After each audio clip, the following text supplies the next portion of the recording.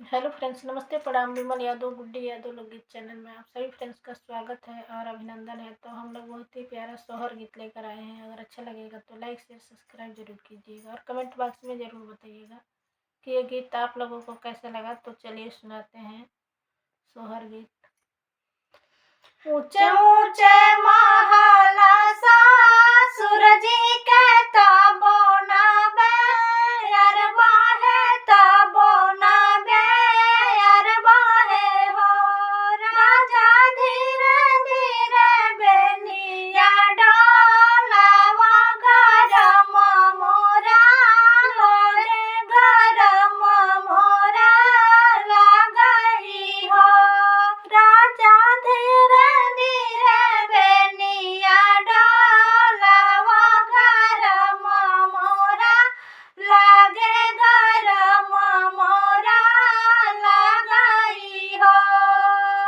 अंगना में सोए मोरी मैया बहिनी आया, सोरवा बहिनी आया, सोरवानु हो। रानी चुरुरा चुरुरा बेनिया बाजे, सरम मोरे लागे, सरम मोरा लगई हो।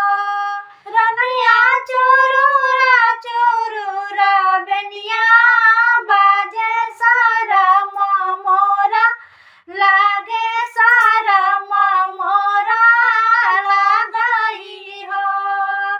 बोलिया ता बोला मोरा राजा, बोलही नाही जाना, बोलही नाही जाना हो। पिया काहे लाया मोरा गावनवा, सरम तोहरे लागे, सरम तोहरे लगई हो। पिया काहे लाया मोरा गावनवा, सरम तोहरे लागे, सरम तोहरे लगई हो।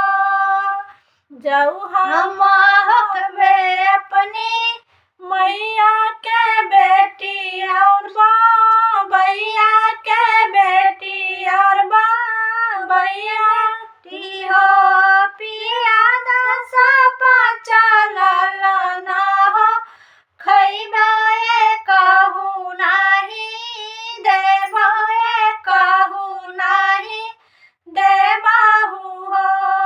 पिया दस चलल ना हो, खैबे कहू नाही, देबे कहू नाही, देबाहू हो। जौआ महकबे अपने मैया बेटा अवारू बाबैया बेटा अवारू बाबैया बेटा हो।